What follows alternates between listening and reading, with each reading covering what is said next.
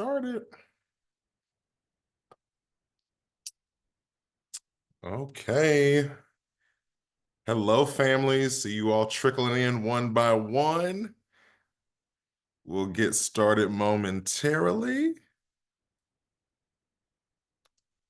Make sure this is recording. Yep, it sure is.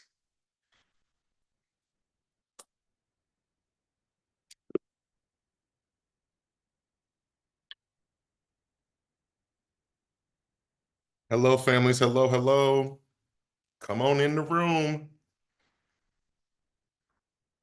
Awesome. Well, folks, we'll trickle in as we start. I want to go ahead and get our evening started. Hello, parents and families. It is so great to see you all. Well, for y'all to be here, I can't see y'all because this is a webinar, so it's all good. But my name is Justin Barker. I'm Associate Director for New Student and Family Programs. And thank you all so much for taking time out of your evening to come and have this important conversation with us. We are joined by our campus partners in Duke Counseling and Psychological Services, or as we call it on campus, CAPS. And so y'all, I hope y'all take some great nuggets away from this conversation to help better support your students. So we're going to go ahead and get started. I'm going to turn it over to our distinguished guest for the evening. My friends, please welcome Dr. Renee Evans.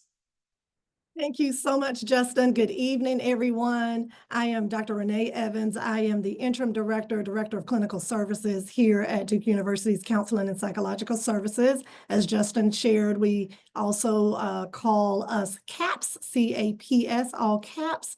Before we get started, I just would like for everyone to include in the chat feature, please. Is that an option, Justin? Do they have a chat option? It looks like people are typing, so it looks Okay, like good. we can. So if everyone can just type for me where you are coming in from, where you are joining us from. So I see someone saying hello from NYC, which was perfect because I always like to know who we have in the room, and we'll acknowledge that at some point in time throughout the night. So thank you. I see they are coming in. So thank you so much. We have people joining us from all over the country. So welcome, welcome, welcome. We're glad that you're here. I'm going to start tonight by talking a little bit with you about who we are, who CAPS is, what do we do, how do students access us, and then go into a few tidbits for you about just some considerations to think about when we're thinking about our young adults. And I'm not going to say kids, or I'm not going to say, you may hear me refer to as young people, but I am talking about the young adults, your sons or daughters that are here, and talk a little bit about navigating from a mental health space, from consideration space beyond the first semester, but a little bit about who we are. So CAPS is a counseling resource that is available to students on campus. And what I mean by students, I should say Duke enrolled students. If you have access to the Duke insurance plan, some students do have options to waive out of that. But if you, generally speaking, if you have waived into the Duke student health insurance plan, or if you're an enrolled student, generally speaking, you have access to the counseling services here at CAPS. We provide counseling, general counseling. We will provide everything ranging from, sometimes we've got students who are experiencing grief and loss due to grief and loss of a loved one. Someone may have passed away. It could be grief or loss due to leaving home and, homesickness, we'll talk a little bit about. It could be grief and loss due to relationships. We have young people, young adults who are coming to college for the first time, and they've made decisions to separate from the individuals that they may have been involved in a romantic relationship with or personal relationship with before enrolling in college. So we work with them on those issues. We deal with young people who have depression related issues, as well as anxiety related issues. And let me just stop for a moment and say, everybody, there's a difference between depression and sadness. Depression and anxiety are two terms that are really overused today. And so there is sadness, situational sadness, things that happen in our lives that cause us to be upset and have a variety of emotions that we consider normal. And sometimes, though, young people need an opportunity to be able to process. And so we're here and available for that. We also have individuals who may be diagnosed with clinical depression, and we're also here and available to assist them as well. Anxiety is also one that, when you're new to campus, when you're new to a situation, some of our young folks are coming here for the first time ever. Some have not had a chance to be able to participate in on-site tours and things of that sort. So they may be coming to the area for the very first time, may not know a lot about Durham, may not know a lot about the area, and may have butterflies, may have nervousness. That is normal anxiousness. That doesn't necessarily mean that there's a clinical kind of issue. And then, of course, we do have individuals who deal with sometimes clinical anxiety as well. So we have young people who come in, they may have diagnosed disorders. We may have young people who are coming in and just trying to figure out, how do I manage this thing called the collegiate process, the new college career. There's so much excitement. They're trying to manage as it relates to courses and trying to find their way, being on their own for the first time. What does that look like? No one to wake them up in the morning. So we are here for all of it. And we see students from a variety of spaces and places. We see freshman students, and we see undergraduates. We see graduate students, graduate and professional students. So it just really reaches the gamut. How students are able to see us. We are open from 9 to 4. So students are able to seek us from 9 to 4. We have what we call walk-in services. So think about it in terms of like an urgent care back in your homes. So it's very similar to an urgent care. You do not need an appointment for your first time coming to CAPS. All you need to do is walk through the door. So they're able to walk through the door, they go to the front desk, they say, hey, I'm here. I wanted to talk to a counselor about some things I have going on. And they'll make sure that they get them in. They'll ask them to complete paperwork, just like they do at the doctor's office. We are a counseling clinic. And so it's very similar to the regular doctor's office or urgent care. They're going to ask them to complete some paperwork. And then they'll get them back. They will see an assessment counselor who will talk with them. If they're upset, frustrated, crying, whatever the case may be, they're going to make sure they have what they need to button them up, make sure they're in a good place to be able to head out, give them some tools and resources. Sometimes students only want to be seen just through that process. They don't need to see anybody else beyond that. And then other times, students would prefer a more ongoing kind of situation. And so if they're wanting more of an ongoing kind of situation, the assessment clinician will assess the situation, and then they will schedule an appointment for follow-up with a counselor that they can see on an ongoing basis.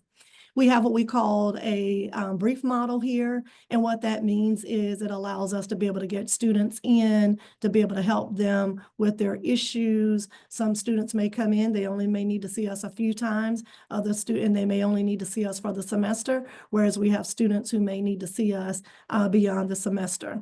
Generally, during a semester, a student may come in 6 to 8 times if they're seeing us on a consistent basis. Consistent for us can be every 2 weeks. Sometimes it's once a month. That is contingent upon the agreement set between the therapist as well as the student. In terms of, we have this question sometimes come up from parents, what if I wanted to call and check on my son or daughter? Could I do that with CAPS? So in order to be able to talk to any parent for a student who is 18 or older, if your young person is under the age of 18, then parents are able to interface directly with us. If your young person, your son or daughter is 18 or older, they're considered an adult, and we have to have their permission to be able to talk with parents. And so if you call and say, hey, just calling to touch base to see if Renee came, I asked her to go see someone in the counseling office. I just wanted to confirm that she actually came in today. We will not be able to confirm or deny unless your son or daughter has signed a consent for release of information. to be able to communicate with parents. And that's law for us in the state of North Carolina, as well as best practice within our field. And it also allows us to be able to maintain that confidentiality for the client. The student is considered the client. Let's say sometimes things come up, things get really difficult. Sometimes we have young people who find themselves in a difficult space. They need extra support. There may be things going on that are pretty significant. In that case, if it's a situation where there's a danger to self or others, maybe there's an imminent threat kind of situation, then we're going to do what we need to do to get them the help that they need. No worries. There are pieces in place that we have available to be able to help move them through that process. Sometimes there are services that requires us to be able to refer either to someone in the community to be able to get better help for the individual, as well as sometimes maybe referring to the hospital. We're not a behavioral health hospital, so we are not set up to do intense treatment for severe and persistent mental illness. In those cases, no worries. We are able to assist with that if we need to reach out for hospitalization, reach out for additional kind of assistance. We can definitely do that. And in those cases, where we have a young person that's an imminent threat to self or others, where there's an emergent kind of situation, then we would call who the identified, usually it's a parent, who's the identified individual in the emergency contacts. So we usually will reach out to you to make you aware of that as well, and bring you in to that. Every time we meet with someone, we always talk to them about limits of confidentiality. Information that is shared by law remains confidential unless a young person says to us, hey, someone is going to harm me, or I'm going to harm someone. So sometimes we refer to that as danger to self or others in the event of child abuse, neglect, and in some cases, elder abuse and neglect. In those cases, the law says we got to do what we need to do to make sure everybody is safe and get everybody the help that they need. Also, in those cases, then we are able to breach confidentiality. So we're able to talk to the necessary parties in order to be able to help us get the appropriate mental health care for the young person. So that's a quick snapshot, quick snapshot.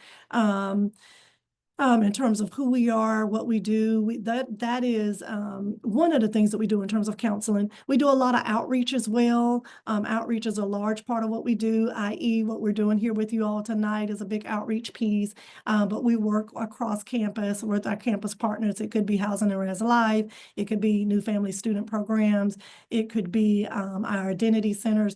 It could be a variety of spaces that we're talking with individuals about. In terms of who we are, what we do. We could be talking to faculty and staff as well, just helping them better understand who we are and what we do, various student groups.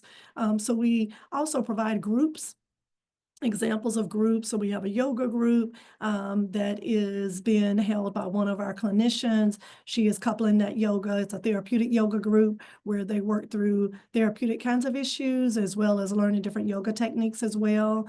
We have a DBT group that's open and available. So there are different groups that we have, and sometimes those groups change per semester. Students will learn about the different groups. We usually have information that are posted on our information electronic board, as well as we usually have group information sitting out in our lobby. And usually we'll have different interests based on where students are. Sometimes a student may be seeing an individual clinician, and the individual clinician may be seeing a clinician for individual counseling. And that clinician may say, hey, you may be a good candidate for this group or that group as well. So sometimes students actually enter groups that way also. So there are a few different things that we offer: groups, individual counseling, we do outreach services. We also provide aftercare. So let's say something comes up with a young person, such as now, it's 6/16, technically CAPS is closed. Let's say something comes up and a young person needs to talk with someone, they're struggling, maybe they're stressed, it's first year, they went home for the holiday season, during the break, and now things are really beginning to get real for them. They've got exams and they're just maybe experiencing some academic stress and they want to talk to somebody. They feel like they're not able to really focus right now and concentrate the way they would like to. They can still talk to someone. We have what we call CAPS after hours. All they need to do is call the CAPS line, and that is our 919-660-1000 number, and they press option 2, and they can get a live clinician on the phone who will walk them through and help them through their situation, whatever may be going on. In the event that there's an emergent situation that happens with that, they know exactly the protocol to follow to get them the necessary help that they need as well. So no worries there. So we always let students know that we're available to them during our business hours as well as after business hours. So just as an FYI, parents, let's say something comes up and you are worried about your son or daughter and you are aware that there's a CAPS after hours line, you're definitely are able to call. You can call yourself and talk to someone, to a clinician, and say, hey, I just want to make someone aware that this is what's going on. I'm concerned. You can do that, or you can follow what we call a Duke Reach report, and that's through the Duke Reach office. That's a different office than what we have here. And so that individual is able to you are able to reach out to Duke Reach and follow Duke Reach report, and Duke Reach will do what they need to do as well to make sure that eyes and ears are put on your son or daughter and follow up and follow through occurs. So just as a heads up there as well.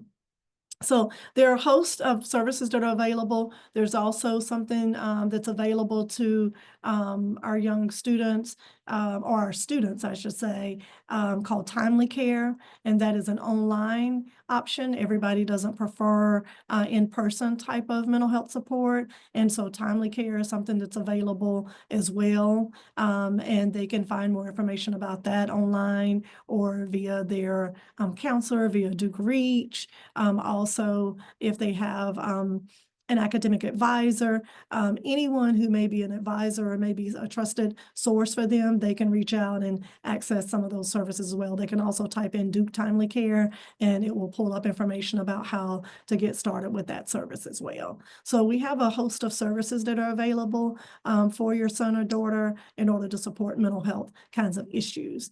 So that's just us in a quick nutshell. We are located in the wellness building. So if you've got young people who are still trying to navigate their way, and if they are freshmen, they probably are still trying to navigate their way, but we're on the West Campus and we're inside the wellness building. We're third floor. Don't worry if you don't remember that.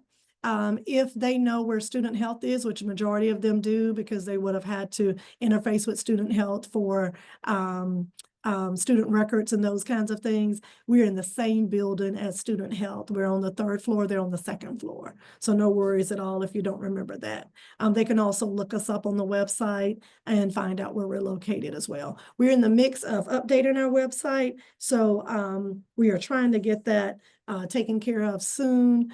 So just in case there's any information missing, just let them know to come in or to call us and we can definitely try to help them navigate their way here. All right, so I'm going to transition a little bit. I know that we're going to have plenty of time to be able to answer questions that parents may have. And if something comes up where Justin needs to stop me in between, he'll let me know as well. But I want to just talk with you a little bit about just a few quick tidbits on some ways to be able to support your college student as they're navigating this first year. Some of the things that's come to our attention is that we know that a lot of times folks get to campus, they're excited, they're eager, they're ready to find out where their classes are. They're excited to meet their professors, particularly if a student has come to Duke and they came to Duke maybe for a particular program, academic program, maybe to study under a particular professor. They are usually pretty excited about that. They're looking forward to their classes. They're just trying to navigate and figure out how to access their academic materials.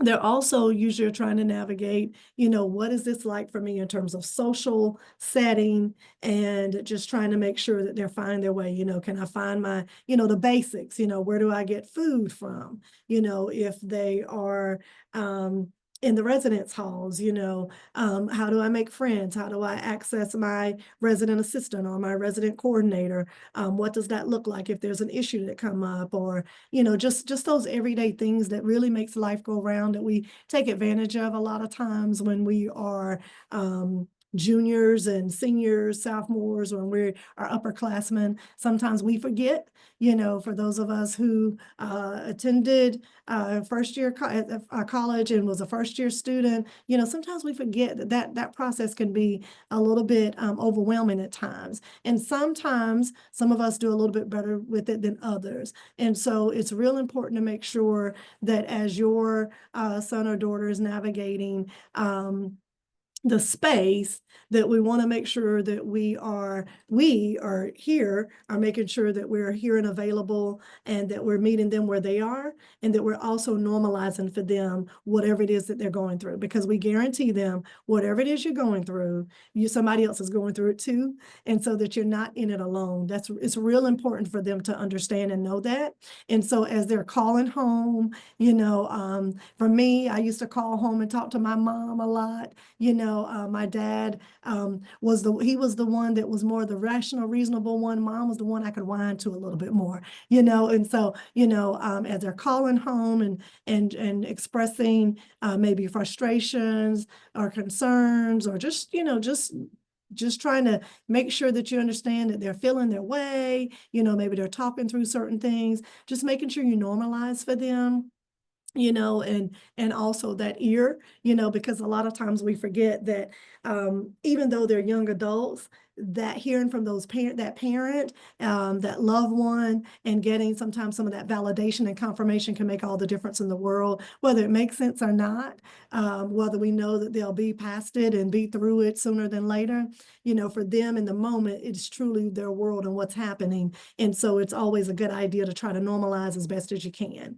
And so just a few tidbits in terms of some things to think about. So usually as they are navigating and moving and, okay, found my way, I know where student health is, you know, I know I was able to take care of the last, whatever I need to take care of for student records, so I don't lose, drop classes or lose any kind of momentum with that.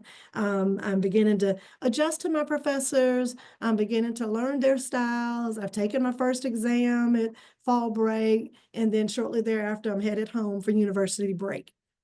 And for some, they're headed to international spaces, and for others, they're headed to domestic spaces.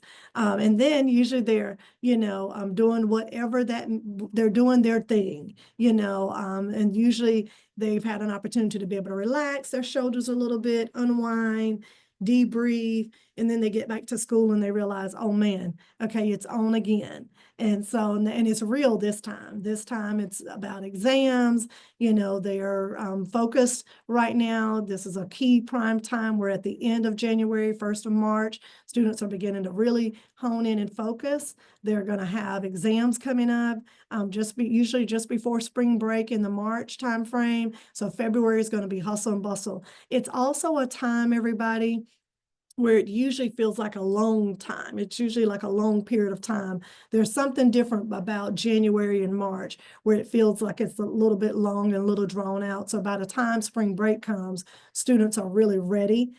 They're needing to breathe, they're needing to release. But usually in the mix of that, sometimes we have students who are navigating certain pieces better than others. And so sometimes they're navigating the weather, for example. A lot of people have been very shocked in North Carolina. We've had some snow. You know, we've dealt with the last 2 weeks of dealing with snow and weather. There is a such thing as seasonal affective kind of issues. And so what that means is some students come to North Carolina thinking it's going to be bright and sunshiny all day. We've got a new staff member in our office, and she is struggling. She's came from California. She's got the heat warmers in her pocket on a regular basis. We were just talking about that earlier, about an hour or two ago, that she's got the warmers in her pocket and she's trying to adjust. And she keeps saying, "I thought for sure y'all said North Carolina was not that cold." And she is struggling with just trying to adjust, to the to the coldness. And it has been frigid cold. So I see we've got folks from Pennsylvania, Chicago. It felt like we had I think you all blew in the Chicago winds, about a week ago, because it felt like the wind was slapping us in our face. It just felt absolutely disrespectful. And so, students have been, struggling and trying to navigate some of that. And what we're finding is there's not a lot of sunshine.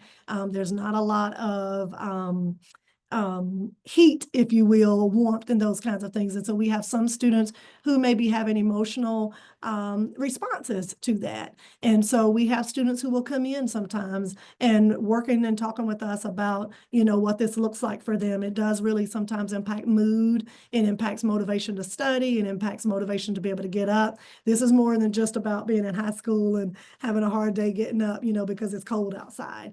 And so, we've got students who are sometimes impacted by that. And that's been very interesting lately for us, and it's very normal for us. So no worries about that in terms of being able to see individuals coming in and saying, "Oh my goodness, so, how long is this going to last and what is this going to look like?" So sometimes we're having to give young folks coping skills and tools to be able to manage and to be able to get through and to be able to push through during this cold season. This week, just so you all know, if you haven't talked to your young person, your son or daughter this week, it's warmed up a little bit. Today was beautiful. And so it's supposed to be in the 50s. That's a heat wave right now, compared to the 20s and teens for North Carolina over the last couple of weeks. We'll go through this up and down in terms of the seasonal pieces and the coolness, the coldness. We'll go through that for about another month. And then after that, it'll start cooling off. But it is important. Some of you may be saying, "Is that really a thing?" And yes. And so I do want to make sure that yes, it's a thing. So that's why I've kind of spent some time there talking a little bit about that. Also, you're going to find that you may be hearing about trying to navigate friendships. You may be hearing about interest in rushing and those kinds of things. Rush season may be starting, and am I going to get in? Am I not going to get in? For some folks, what group you're a part of and the organizational piece, that's a part of a value system for them. And so those things are important. So we see that sometimes. And some of the things we're trying to do is help them understand the importance of navigating that value system and navigating and knowing who you are within yourself first, and gaining that confidence within your own self so that you're not solely dependent on those external factors to gain that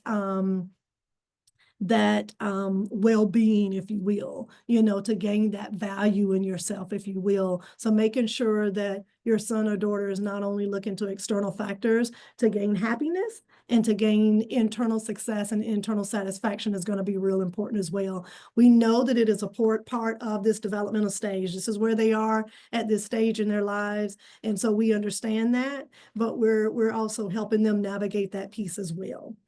Also, managing emotional distress. Sometimes there are parties that they're wanting to make sure that they're invited to, or social kinds of activities that they're trying to make sure that they're invited to. So again, all that is part of that social piece, that social aspect that we're trying to help them manage and navigate, and also asking you to help us as they are trying to navigate those pieces, encouraging them, yes, get out there and meet people, but also be mindful, be clear about who you are when you're entering the space so that you're not only defining yourself by who you meet and the parties you're invited to, the organizations that you've become a part of. We know that that means a lot to folks in the college setting. They consider that a part of their networking spaces, but also making sure they understand healthy networking and unhealthy networking, if you will. So we're helping them manage that as well. Also, Sometimes they're managing the academic stress of, I've got to be perfect. I've got to make sure that I'm impressing the right people. I need to make sure that I'm impressing my professors and that I'm on point, if you will, I'm on target. And listen, it's still all about doing your very best. If you've done all your very best, sometimes that's all you can do. We've got young folks here who are used to being the creme de la creme, right? And so this is where you meet your match. I tell young folks all the time, I says, have you met your match yet? What I mean by that is, are you being challenged? We know that our students here love a good challenge. They know that they are academically sound. They know they can do the work, but sometimes they're met with challenges, and sometimes they may find themselves struggling between that A minus or that B. Or that B minus, and what does that look like, and what does that mean to my family? We have young people that come in, families, just so you know, and they talk about, the weight, they talk about, the pride that they have in representing who they are and where they come from. They talk about the pride that they had in representing their families. And it doesn't necessarily mean that, you don't have to necessarily be a legacy family, but, it may be that, I'm in college and my parents are expecting for me to do well. And so if I get this A minus, that means I'm not doing well. And so making sure that they understand how to navigate that process and how to balance that. So balance that in a way that is not, that does not lead to distress and does not lead to emotional breakdowns, and it does not cause them to have problems focusing and concentrating and lose confidence within themselves and lose confidence and motivation and their excitement to be able to excel academically. So we do talk with them a lot about that. With the change in the semester, we call it a mixed bag. There's a lot that's happening. So not only are we talking about social aspects of things, not only are we talking about academic stress, not only are we talking about, weather, seasonal kinds of things happening, but there are some, internal stressors that they also have on themselves. So not only maybe are they focused from a familial space, based on familial expectations, but they also have their own expectations of themselves, and helping them navigate that process, helping them navigate what that means for them, and helping them understand what that looks like. And also if, it could be that there's a piece where they maybe just failed, meaning when I say failed, maybe made an F, did not make a good grade.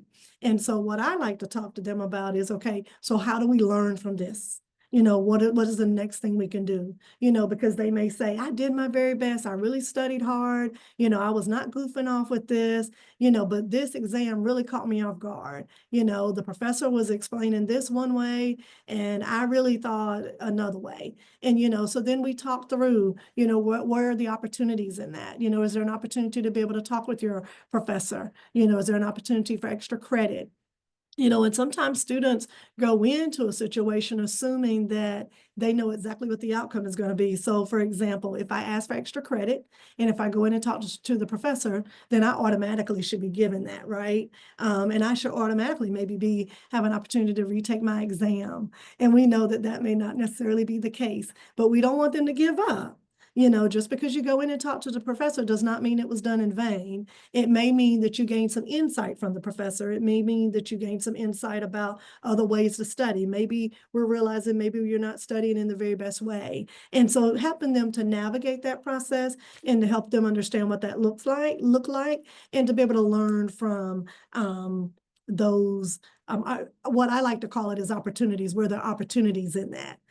So it's not necessarily always a failure, even though we have to be careful here in how we work with them and how we talk to them in that space. I always talk to our staff about the fact that we have to meet them where they are. So we can't be talking to them in our 40, 50, 60, 70-year-old selves. We have to meet them in their 20-year-old selves. We have to meet them in their graduate student professional selves, and we have to help them understand that even though this may be happening now, and it may seem like it is chaotic and this is the world now, and we can sit with them in that, but we don't want to demean them or make them feel bad, but we also don't want them to get stuck in the space. So I hope that makes sense. All right. So some things that we can begin to help them to be able to do is one, making sure that they're focused on themselves and making sure they're focused on themselves in a selfless way. And what I mean by selfish is that making sure that they are, it's kind of like putting the air mask on yourself first, before you take care of anybody else. So making sure that you're doing what you need to do to take care of yourself, your emotional well-being, your physical well-being, your mental well-being. So making sure you're getting adequate sleep. Now listen, adequate sleep is relative depending on what college student you ask, right? So, they may not be sleeping 6 and 8, 9 hours, mom and dad. That just may not be happening, but wanting to make sure that they're doing everything they possibly can to get adequate sleep based on what that means for them. So I like to ask, what does that mean for them? For some, it's 4 or 5 hours. For others, it's 5 to 6 hours. For others, oh no, Dr. Renee, I need a full 8 hours. I'm always impressed with those students who can get those full 8 hours in. But making sure they also have balanced meals, that they are, whatever that means for them, making sure that you get those balanced meals in and that you are intentional. So some folks we know don't eat breakfast. Some folks may eat breakfast and skip lunch and then do dinner, but there are a host of eating places.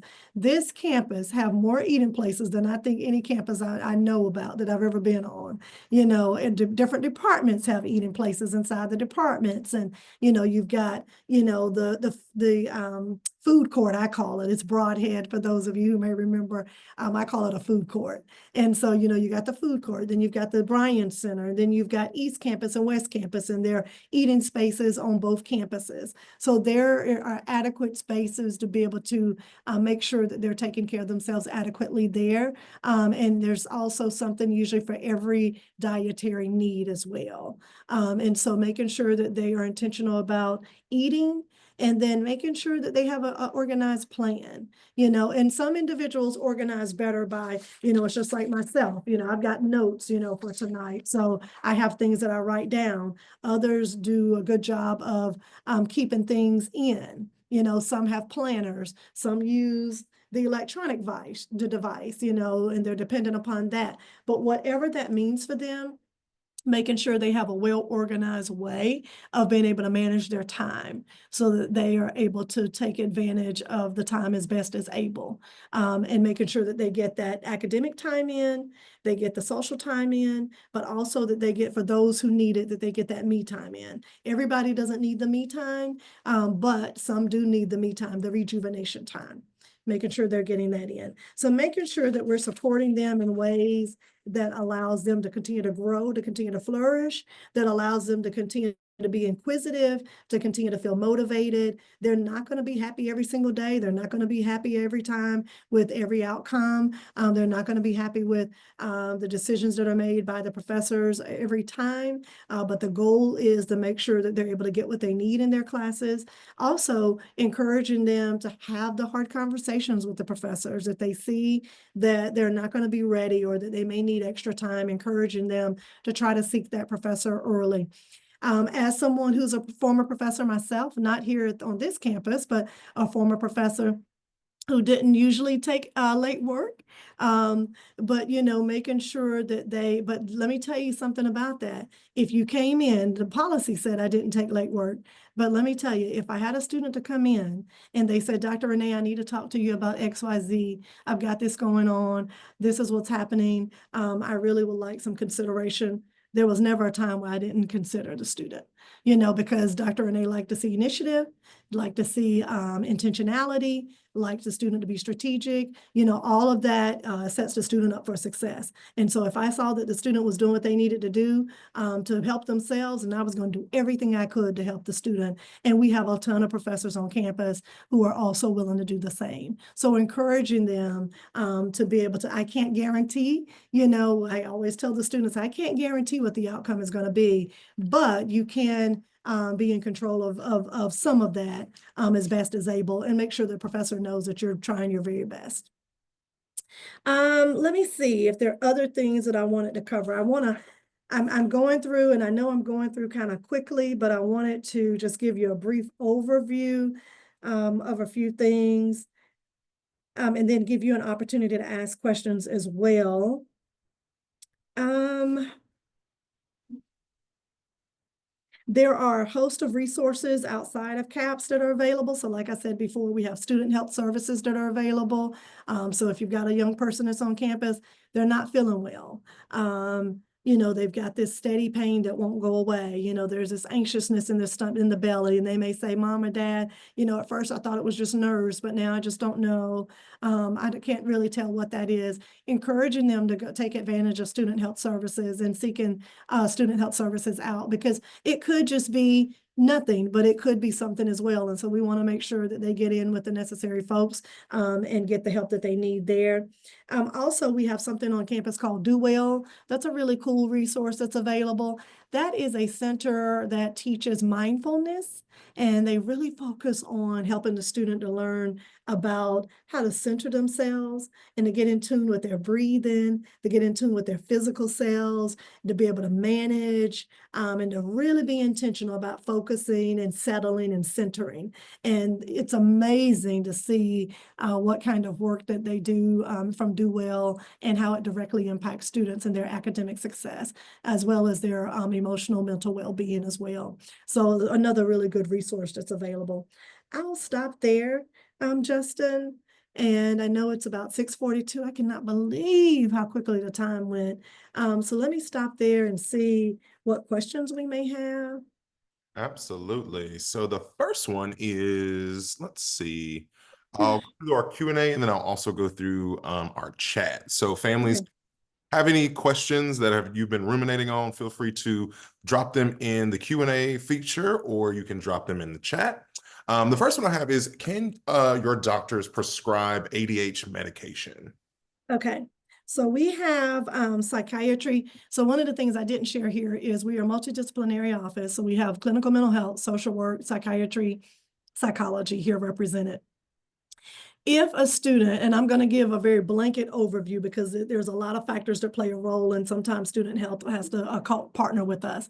If a student comes in and they already have a prescription, that has, meaning they have been under the care of a psychiatrist already or an MD already, and they have prescriptions that have already been filled and they need a refill. That is something that they can typically, generally have done here. We would have to do an assessment, assess the situation, but we do have psychiatrists here who can prescribe, who can help to refill their prescription.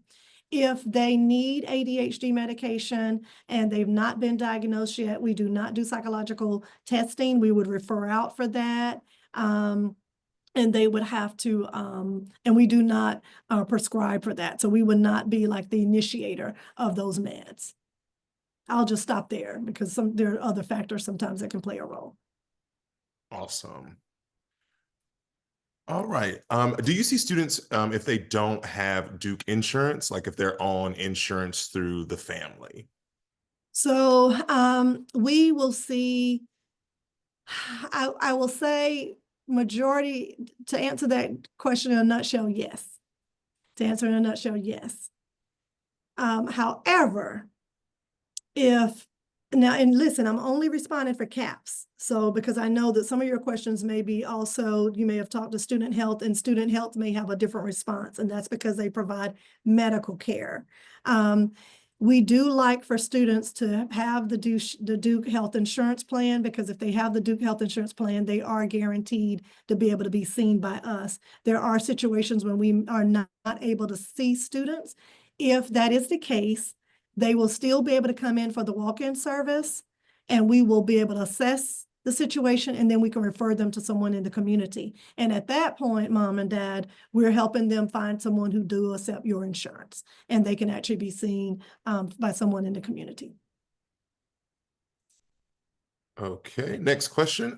Is CAPS proactive at all by sending emails to students to have them do some sort of questionnaire to assess how they are doing, or should they possibly consider coming in for a checkup? So if you're talking like overall, like let's say we've got a group of freshmen, let's say we've got 500 freshmen who come in, does CAP send out like some type of pre-survey in advance? No, we do not. However, as part of our paperwork that students have to fill out. There's a survey that they do complete on a regular basis, and they have to complete that every third session. And that allows us to be able to continue to gain an understanding of their progress as they're working with us. We are proactive in that we try to do outreaches. So sometimes we're talking in residence halls. Sometimes RAs and residence coordinators will ask us to come speak to students. And so we try to get in front of students in the top of the semester as well. So we do some proactive things like that in order to be able to get in front of students in advance.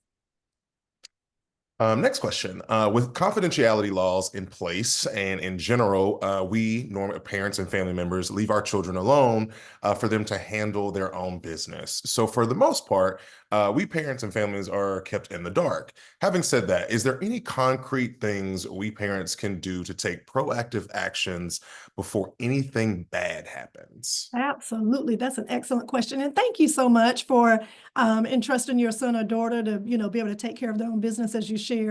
Absolutely. So one of the things you can do, just like if at the doctor's office, we have emergency contacts, right? So if something comes up, we pass out at the doctor's office, our doctors know who to call. They can call someone. So if something comes up, there's an emergency situation, something bad happens, you can encourage them to go ahead and sign an ROI, release of information, include you in that release of information. So if something does come up, then we can outreach to you, or at least include you as the emergency contact so that we can go ahead and outreach to you if there's an emergency or something like that that comes up. That is a key way to do that. If something, let's say something comes up and you're absolutely worried, and you know for a fact that they're being seen at CAPS. Listen, you can call us and you can say, hey, I would like to talk to Dr. Evans. And you can say, Dr. Renee, I am a parent, happen to be in a session of yours, and you said that I can call and talk to you all day long. You might not be able to talk to me, but I can talk to you. And that is right. I might not be able to talk to you, but you can talk to me. So you can let me know if little Johnny or little Sally has got something going on that we need to be aware of. But again, another key way to do that as well, let's say something really is happening in real time, complete that Duke Reach report, and Duke Reach will definitely connect with us and make sure that we have the information that we need, as well as make sure they get eyes and ears on your son or daughter. Next question is, what are the biggest challenges in the second semester versus the first semester? What are the typical signs of them not doing well? Not doing well. So usually sometimes students will just kind of drop off. To kind of drop off, you don't hear from them. Sometimes they're not consistent with class. If they're using, what I mean by using drugs or alcohol, whether they're illicit or legal, sometimes overuse or misuse of prescription meds, over-the-counter drugs, things like that. If they start getting missing, changing behavior, they're disheveled, unkept. You talk to them and speech is slurred, even during like the middle of the day. And, if you just find that they just start acting really odd, really awkward, something seems off, whatever your gut is, then, you may want to start having some conversations with them about, and ease into it. Your son or daughter better than we do, ease into it and, and checking in with them, see how they're doing. If you're worried that they're going to shut you off, then you may want to, again, be careful and be mindful in how you navigate that. But paying attention to those things that just seems really out of sort, out of order for them. All right, next question. So the after hours numbers, Dr. Renee, is that the same number to like reach y'all in general? Yes. Okay. Yes. So Yes. that number So again is 919-660-1000, my friends. So it's 1,000 during the day from 9 to 4, and then after hours, it's option 2.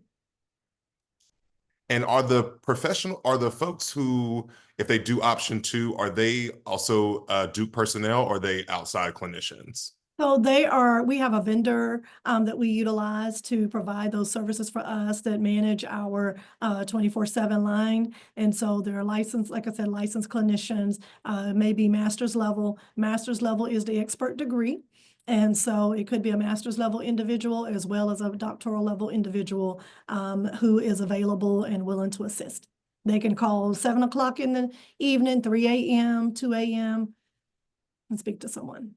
Anytime. Yes. So I don't know how much you might be able to help with this particular question, but are there any resources to support students that need assistance with organizational skills? So there are, what I would recommend you do is encourage them to connect with their academic advisor, and the academic advisor could connect them with some of those tools and resources to be able to help them manage, help guide them through organization, time management, those kinds of things. Great. And tell them to keep a lookout too for like groups and things like that that CAPS may be offering, because sometimes we offer some of that. We did a time management information session for students who were, we didn't say it was for students with ADHD outright, but it was geared towards students who may have been struggling with organizational skills due to ADHD. And we talked a lot about time management and those kinds of things. Is there any cost to see a counselor or a psychiatrist?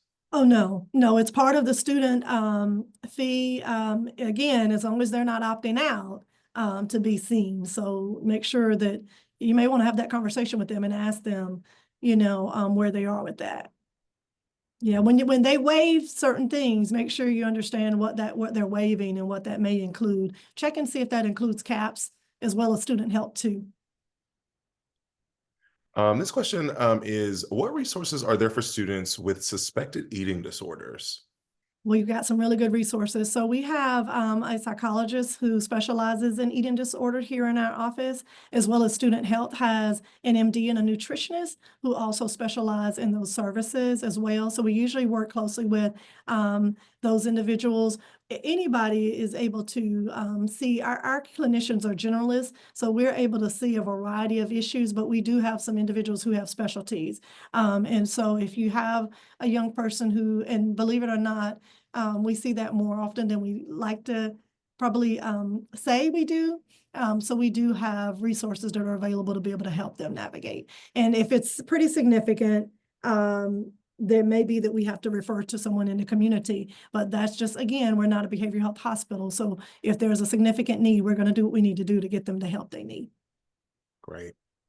This is another insurance-based question, but I understand if my daughter has Blue Cross Blue Shield insurance, she won't be able to benefit from your services. Is that true? No, that is not true. All right. Let's see.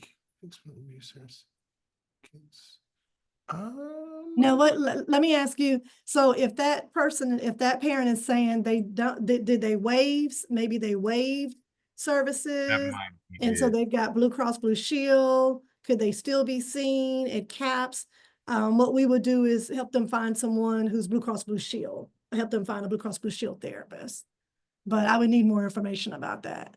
Okay. If they waived out of the CAP services, then that means that they said, I don't want to get served, don't want to be seen at CAPS. But remember, they can still come in, be seen by the assessment counselor, and we can help get them connected to someone in the community. That's not a bad thing, because what we generally do, we follow students for several weeks. And so we will follow up with them to see if they actually got connected. And so that's how we kind of follow them and keep up with them. Okay. Let's see if there's any more. Let's see. So there's a question about a phone number for appointments, but from my understanding from what we discussed, it's walk-in basis, and then they will make their appointments after that. Right, right. So let's say so it's walk in, but let's say that they are seeing Dr. Renee on a regular and ongoing basis. I am their ongoing therapist, for example. And something comes up and they need to connect with me. Maybe they can't make their appointment or what have you. The student will know how to directly interface with their therapist. And so they would reach directly out to the therapist regarding that. They could also call and connect with someone at front desk if they need to adjust an appointment. Awesome. And how do students find out about the groups, the CAPS groups that you were mentioning? Right, so there's information that will be posted on our website about our groups. There we have electronic informational boards. So those are on electronic informational boards. I was in the divinity. I was in the chapel the other day, and it was the coolest thing. I was walking by, and I was like, oh, and I just stopped and watched everything go by, and so they're up on the informational boards. We have them sitting out in our lobby so they can come in and just pick up information. And we also send information out to various entities on campus as well. Also, my friends, I just put in the chat the website, 2CAPS, if you were curious at all. And yeah, let's see if there's any more questions.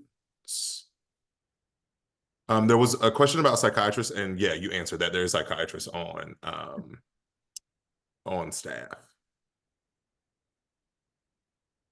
How long can students use services? I know when I was in college, like for instance, I had like 12 sessions. And did I use them? Absolutely. So yeah, is there a limit, or so how long can students? Right. So we are considered a brief model, which means that students are able to come in, address an issue. They are not required to be here for a certain amount of time. Generally speaking, we see a student over the course of a semester. So that generally, if it's every 2 weeks that we're seeing them, that can be up to 6 to 8 sessions, if you will. Sometimes students that's sufficient for them. Sometimes students only need to come see us 2 or 3 times. It really does depend on the student, the issue, and their level of motivation and willingness to be able to move through their issue. If it's academic related, sometimes that's a little different. It's a little easier to get through that stuff. If it's, a grief loss issue or it's a pretty significant kind of issue that's more personal, that requires you, a student to really have to go there, a client to go there, it may take a little longer. If it's something, again, that's severe and persistent, we're going to do what we need to do and get them the help that they need. Great. So my friends, we are not going to be able to answer all the questions. So Dr. Renee, I'm curious, how can our families reach out to you to continue to learn about some support? Absolutely. They can reach out. Definitely go to our website. Our contact information is on there in terms of how to reach out to each of us. So my contact information is on there as well. Also feel free, NSFP knows how to reach us as well. So, don't feel like just because the webinar ends that that you can't access additional information if you have additional questions, those kinds of things. Perfect. Well, Dr. Renee, thank you so much for this insightful call and giving us all these tools to make sure that our students are successful. Families, y'all have been phenomenal with these great questions. This session has been recorded, so if you need to come back and review it, this will give us some time, though. It's going to be up give me like 2-3 days, okay?